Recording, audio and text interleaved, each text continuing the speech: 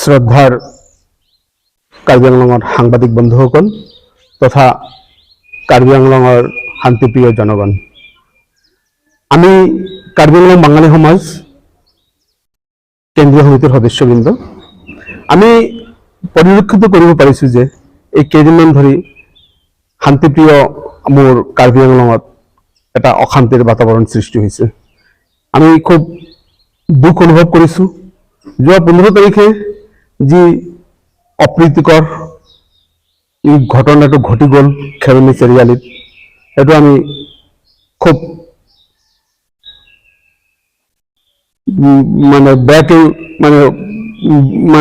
বেয়াকেই আমি অনুশোচনা কৰি আছো, ভাল লগা নাই। আৰু এই যি ঘটনা অপ্ৰীতিকৰ যিটো ঘটনা ঘটি গ'ল, এই ঘটনাক আমি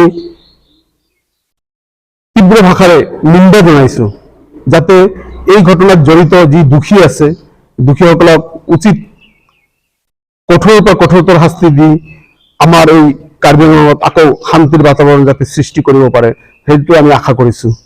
কাৰণ আমি দেখা পাই আছো যেতিয়াই কাৰ্বি আংলঙত শান্তিৰ সম্প্ৰীতিৰ এক বাতাবৰণ সৃষ্টি হয়, তেতিয়াই দেখা গৈছে যে কিছু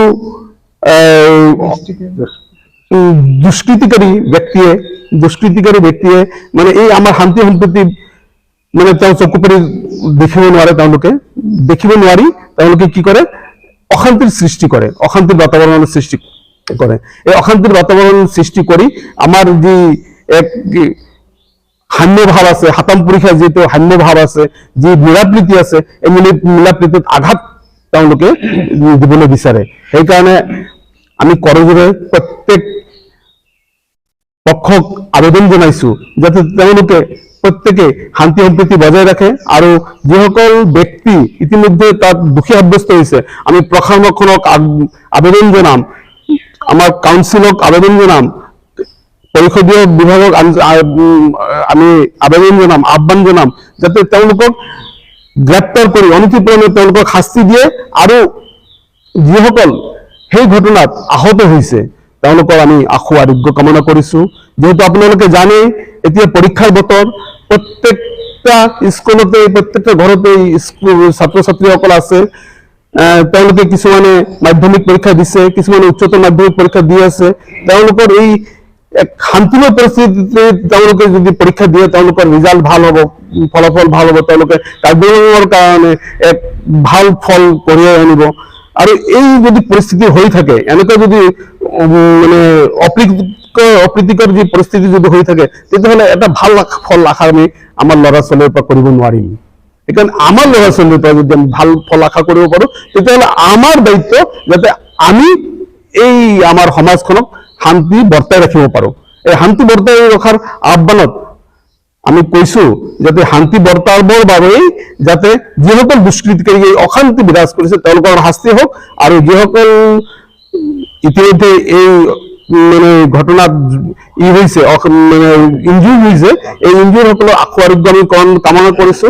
আৰু যাতে এই যি সমস্যা সোনকালে সমাধান হৈ আমি আকৌ যাতে আমাৰ শান্তিৰ যি পাৰ আমি আকাশত উৰাব পাৰোঁ, সেই কামনাৰে আমি কাৰ্বি আংলং বাঙালি সমাজে কাৰ্বি আংলংবাসী ৰাইজলৈ আহ্বান জনাইছো। ধন্যবাদ। মই কাৰ্বি আংলং বাঙালি সমাজৰ কেন্দ্ৰীয় সমিতিৰ সভাপতি হৈ আপোনালোকক চমুকৈ হ'লেও দুআষাৰ ক'ম বুলি ভাবিছোঁ।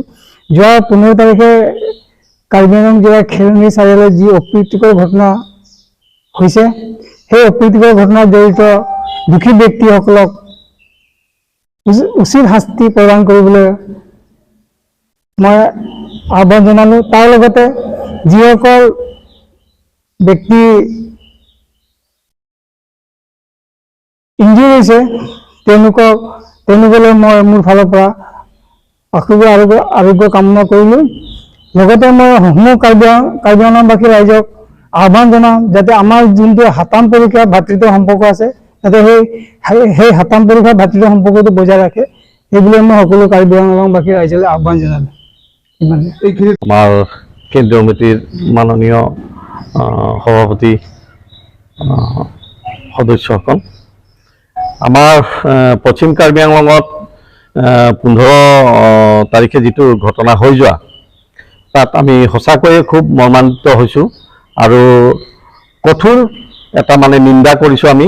এনেকুৱা ঘটনা আমি মানে হোৱাটো আমি আমাৰ কাৰ্বি আংলং বঙালী সমাজৰ পৰা নিন্দনীয় বুলি আমি গৰিহণা দিছোঁ।